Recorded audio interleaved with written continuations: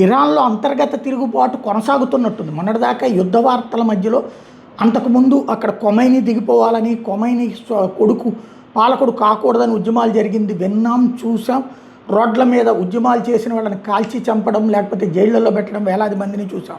కాకపోతే ఆ తర్వాత ఇంటర్నెట్ బంద్ అయిపోయింది గత 87 రోజుల నుంచి. దాంతో అక్కడ ఈ ప్రజల ఉద్యమాలన్నీ ఆగిపోయినాయి. వాళ్ళందరూ కూడా ప్రభుత్వానికి అనుకూలంగానే మారిపోయారు అని చెప్పుకొచ్చింది ప్రభుత్వం. తీరా చూస్తే ఇప్పుడు ఇంటర్నెట్ బ్యాన్ ఎత్తేగానే తాజాగా ఇప్పటికి కూడా అక్కడ పెద్ద ఎత్తున ఉద్యమాలు జరుగుతున్నాయి. కాసిం సొలేమానీ ఎవరైతే అసలు ఈ రాక్షసకాండకి ఆద్యుడు, కొమైనీ తరపున పర్షియన్ జాతీయులని ప్రాణాలు తీసి అత్యాచారాలు చేసి మత మార్పిడి చేసినటువంటి రాక్షసుడు, ప్రారంభించినటువంటి వాడే.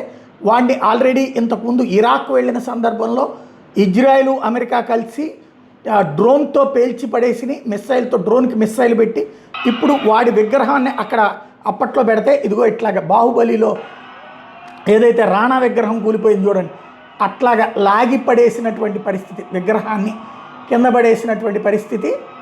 జనాలు ఎగిరి ఉద్యమాలు చేస్తున్నారు. అంటే అంతర్గత పోరాటం కూడా నడుస్తోందన్నమాట ఇరాన్లో. ఇది ముఖ్యమైనటువంటిది. ఇది ఇంతవరకు బయటికి రాలా.